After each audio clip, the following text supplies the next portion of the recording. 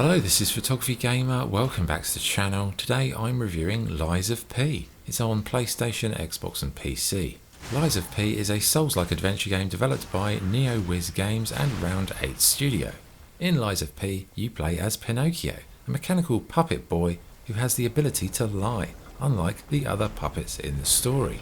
The game takes place in the city of Krot, where puppets created by Geppetto have gone rogue and are on the rampage.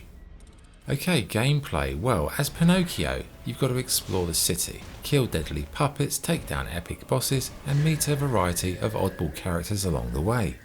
Control-wise, it's Souls-like standard fare.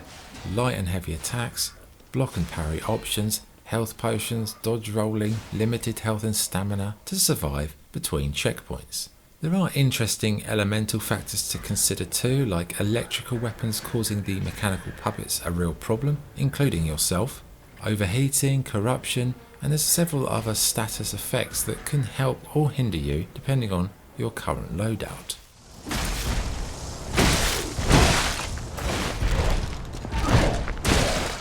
The enemy variety I'd say is pretty strong, with enemies requiring slightly different tactics to defeat.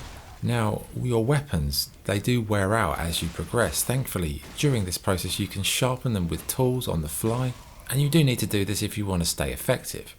It's also worth pointing out that Lies of P is a lot more forgiving than other games in this genre, with various features allowing you to avoid losing the earned currency, which essentially allows you to progress your levels up in the character system.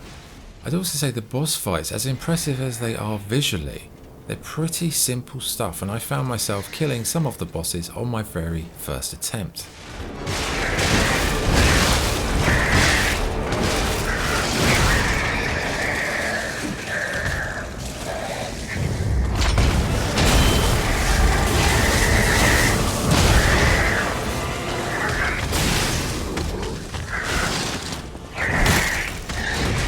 In terms of Pinocchio's loadout, you've got a regular arm for weapons and a mechanical arm that can be switched out as you find new options. Some of these offer a melee attack, others can be used to reel in an enemy like a fishing rod, and there are several other types that you will unlock as you progress deeper into the game. In your other hand, you can equip a weapon. You can use projectiles, you can customize your weapons as well. There's so many different ways you can tweak the effectiveness of how your character works.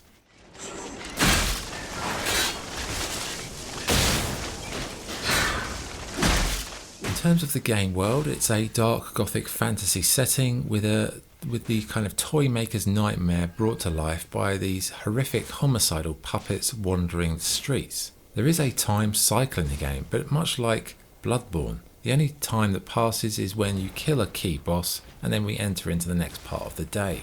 Now, it's not all dangerous. There are parts of the city that are safe, like the hotel for example.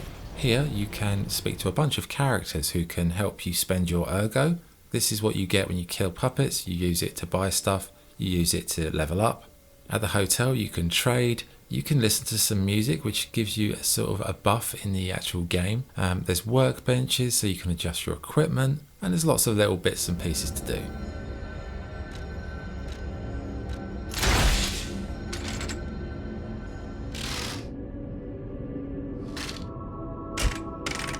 Don't worry, I won't cause any trouble. We survivors need to look out for each other. For your information, I didn't steal this. Now, story-wise, it's not as vague as your usual Souls-like game. Anyone who knows the Pinocchio story will understand the broad strokes, but the devs have used a little bit of creative license with it, but in a way that felt well suited. Now, the game was clearly inspired, as I said, by the Pinocchio story, but more noticeably by the From Software game Bloodborne. The similarities are quite frankly jarring, and I could not believe they got away with it. Now, it was a gripe of mine early on, but to be fair, the more I played Lies of P, the less it actually bothered me, and to the point where by the later game I really didn't care, because it's such a well structured game and such a well thought out game, and it's also very enjoyable from top to bottom.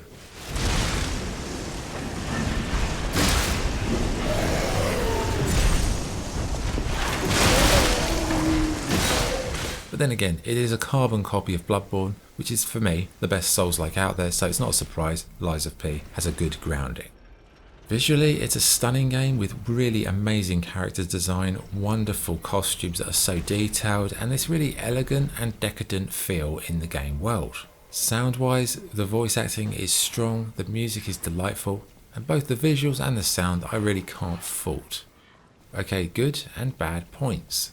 What's good? The story is a clever and quirky take on the Pinocchio tale, making for a medieval sci-fi type experience. The visuals and sound are top notch.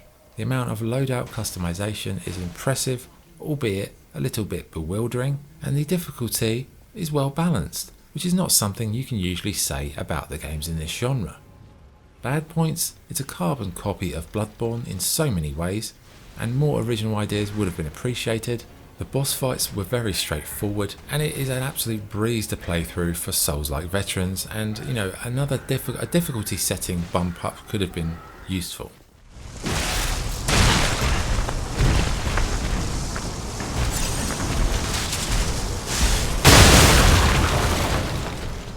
Okay, verdict. Lies of P is a stellar Souls-like adventure game that may lack originality in many areas, but it is still a fantastic game from start to finish.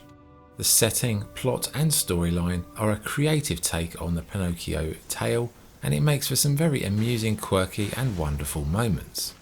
Structurally, it may be an obvious copy of other games that I've already mentioned, but it's really a good copy and a game that all Souls-like fans definitely should play, as for me it's the best game in the genre since Elden Ring. So yeah, very good indeed, strongly recommend you take a look at it. Okay, scoring, I would give Lies of P, I would give it a 9 out of 10, it's a really good game.